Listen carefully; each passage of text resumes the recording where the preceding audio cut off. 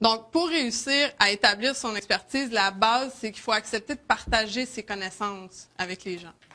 Puis moi, ça, c'est quelque chose que les clients me disent souvent, mais si je dis ce que je sais, je vais me faire piquer mes idées, puis les gens n'auront plus besoin de mes services, puis j'aurai plus de business, puis il se passera plus rien, puis c'est pas ça qui arrive. C'est complètement le contraire. Placez-vous dans la peau du consommateur quand vous avez à magasiner pour quelque chose. Celui qui accepte de vous en dire le plus avant de faire l'achat, c'est naturellement vers cette personne-là que vous allez aller parce qu'elle a accepté de vous partager ce qu'elle connaît, de vous dire ce qu'elle sait, puis elle s'est ouverte à vous, tout simplement. Donc, c'est le même processus qu'on doit faire sur Internet. Donc, il n'y a personne qui peut vous voler votre personnalité. Oui, vous allez vous faire copier éventuellement sur le web. Ça arrive et ça devient, il faut le voir comme quelque chose de flatteur. Quand on est rendu là, c'est qu'il y a des gens qui jugent qu'on est rendu assez bon et que ce qu'on publie vaut la peine d'être copié. OK? Non, mais pour vrai, voyez-le comme ça et pas comme je vais me faire piquer mon marché. Parce que ces petits personnes-là qui vous copient, ils vous arrivent pas à la cheville habituellement. Quand on est dans une position de copier les autres, là, c'est parce qu'on n'est pas très, très intègre en affaires, puis tu sais, souvent, c'est des gens qui font des petits feux de paille autour de vous, là, qui vont, oups, on entend parler à un moment donné, 2 semaines après, ils sont plus là, ou 2 mois après, ils sont plus là. Il faut vraiment pas stresser avec ça. Faut pas s'en faire, faut le voir comme quelque chose de flatteur.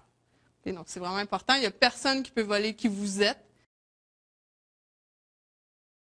Pas tant que ça, puis elle m'a dit, tu sais, j'en ai, puis c'est super bon, mais elle m'a dit, tu sais, comme allô, il y a d'autres choses que ça. C'est ça. C'est ça, tu sais, elle m'a ouvert. Ça, c'est payant, puis tu pourrais peut-être en avoir pas payant, c'est ça?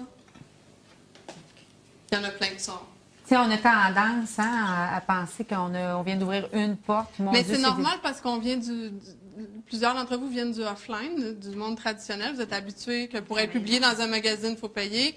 Pour publier sur le site, dans les trucs de la Chambre de commerce, il faut être membre. Pour publier là, il faut être membre de l'association.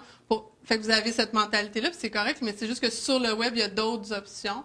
Donc, c'est de choisir, faire le test pendant, tu sais, ça se négocie aussi des fois là, de dire si le site, ils vous disent ça coûte tant par année pour être publié 12 fois. OK, est-ce qu'on peut faire un test pendant 2 mois? Je vais vous envoyer 2 articles, on va faire un test, je vais regarder mes statistiques, combien j'ai eu de visiteurs, qu'est-ce qui est arrivé, puis après, je déciderai si j'embarque pour 1 an. Parce que moi, j'ai fait des tests des fois avec des annuaires d'entreprise. Un test que j'ai fait, entre autres, ça m'a coûté 1 000 $ pour 1 an, j'ai eu 2 visiteurs dans l'année. Dans le développement de votre entreprise sur Internet, il faut prévoir du temps pour développer ces offres-là. Si vous faites juste générer du trafic, mais que vous ne travaillez pas à générer des ventes, ben ça ne sert à rien. Si vous faites juste écrire du contenu, mais qu'il n'y a pas personne qui vient le voir, ça ne sert à rien. C'est une question d'équilibrer le travail que vous faites. On veut travailler aussi à améliorer notre liste.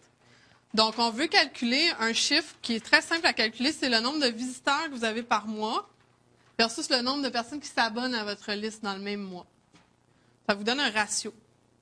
Puis là, vous pouvez travailler à l'améliorer, ce ratio-là. Il n'y a pas de bon ratio. Demandez-moi pas c'est quoi le bon ratio, il n'y en a pas. Mais c'est que si vous partez à 10 bien, le but, c'est d'augmenter. Si vous partez à 50 le but, c'est d'augmenter. Puis comment on fait ça? Bien, on teste un nouveau bonus. On retravaille le texte sur notre page de capture, on essaie des nouvelles choses. On fait des petits tests comme ça pour essayer de faire en sorte qu'il y ait un maximum de gens qui viennent sur notre site et qui nous laissent son adresse courriel.